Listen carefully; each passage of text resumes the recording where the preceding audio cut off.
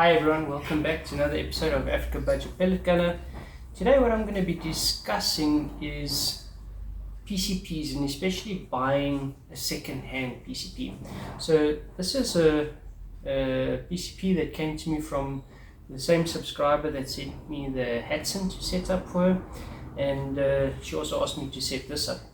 And there was a couple of things that I noticed when on receiving this that really made me wonder, okay, how many fingers have been inside this thing. So one of the things I noticed, it was very, very difficult to cock, which I've fixed now, and also the rifle was extremely loud, even though it has got a shroud on the front there. So it kind of gave me the idea, look, I'm going to have to open everything up, have a look inside what's going on. But it also kind of gave me the idea that maybe I need to share this with you, my subscribers, as well. As when you're going to buy a second-hand PCP, one of the first questions you need to ask the previous owner, have they done anything to the rifle? With whom did they do it? Did they do it themselves? What have they done? What have they changed? Where is the original parts? Because yes, a lot of people like to tinker with the PCPs, and the last thing you want is you get a PCP and you cannot get it to shoot nicely. So on opening this one up, I found that the regulator was damaged, so I fixed that as well as I could. I found that they did quite a lot of strange things on the shroud in front, so I fixed that as well as I could. And then also they actually put in a very heavy hammer spring, so I had to replace that and change that up so that I can at least be able to cock the rifle. This hammer spring was so heavy I couldn't even cock the rifle, that's how bad it was. So definitely before you buy a second-hand PCP, make sure that the owner that had it before you, if they have done work on it, what have they done? Have they done it themselves? Have they sent it to someone that knows what they're doing? So yeah, just a heads up. When you buy a second-hand PCP, 9 times out of 10, the person has done something to the rifle.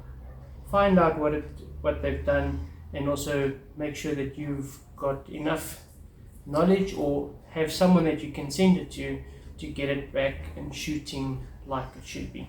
So due to this regulator being damaged inside here, I've made it so that it works, but at the same time I had to basically make the power a lot less in order for it to work properly. So this is currently shooting about 600 feet per second. It's using the 18 grains JSB pellets, which is still fine. That's still more than sufficient for anything up to 25 meters. I'm going to take a couple of shots now at 25 meters and just show you what kind of accuracy I'm getting out of this, which is actually quite respectable. But yeah, like I said, I had to really lower the power levels down a lot in order to be able to get it to perform like it should. So let's shoot a group and let's see how we go. But yeah, if you're going to buy a second-hand PCP, just remember those things that I've told you. Has it been worked on? By who has it been worked on? And do they still have the original parts? Because that's going to most likely be very critical to you getting it running smoothly again. So I'm going to set up the camera, let's take a couple of shots and see how it goes. Alright, so I've got the target set up, a little bit of change of plan. It's actually raining outside now, so I've had to move the target a bit closer because otherwise it's just going to rain wet, we won't be able to see anything. So I'm just going to take a couple of shots to start off with, just to get an idea, but I think we'll probably have to use a little bit of hold under because this is zeroed at 25.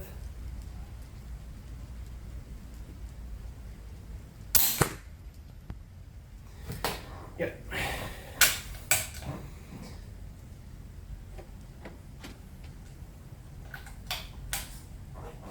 Just take one more just to make sure where I am.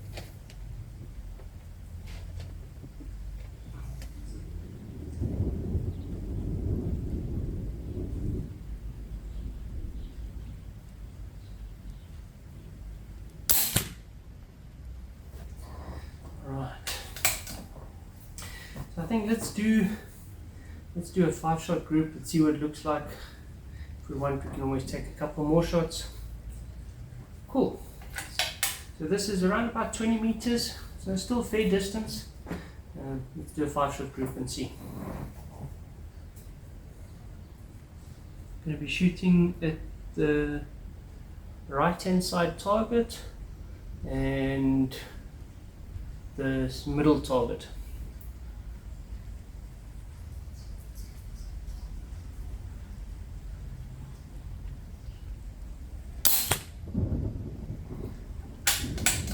It is raining outside, so we might get a little bit of inconsistency with the rain.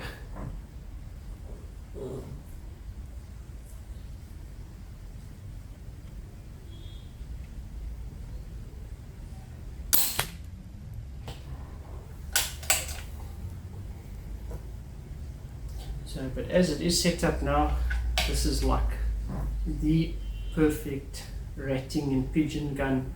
Up to 25 meters, you'll be nailing it headshots all day.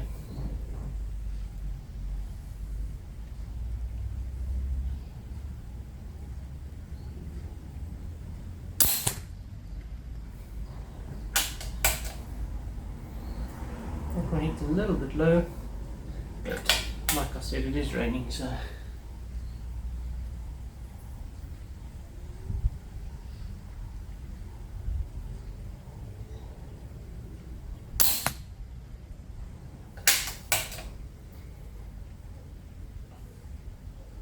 Shot number 5.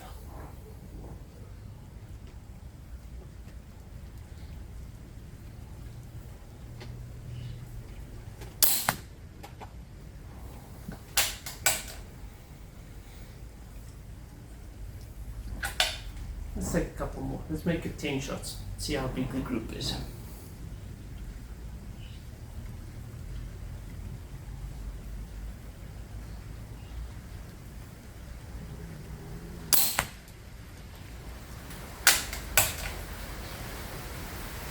Sure you can really hear it now. It's really starting to come down. Gotta love it.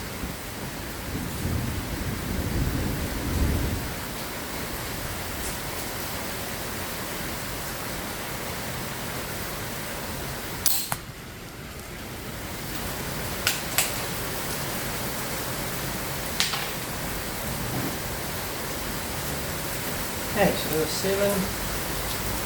So this is actually the Artemis P12, or this is the Scorpion P12, but basically based off of the Artemis or the SMK brand.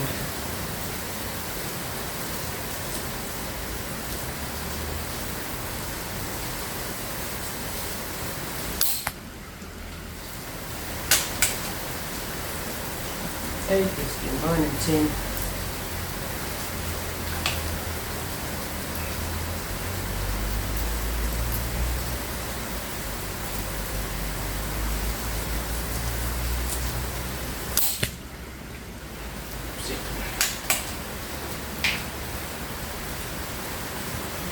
That one went very wayward.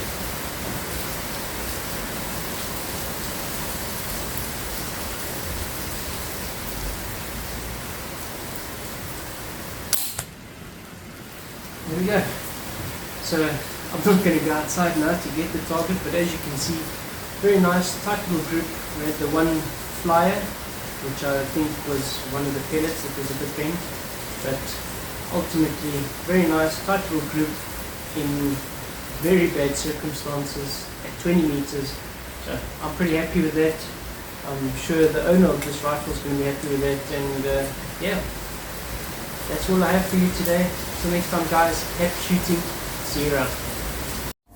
Hey everyone, just wanted to give a quick shout out again to Security and More, our new channel sponsor. If you get the chance, please go over, visit their website securityandmore.co.za. They have everything that you need for this beautiful hobby of ours, and definitely they will give you the support that you need as well as the technical help you need, and most importantly they'll give you the service that you deserve. So please go over there, support Security and More, and let's get back to the video.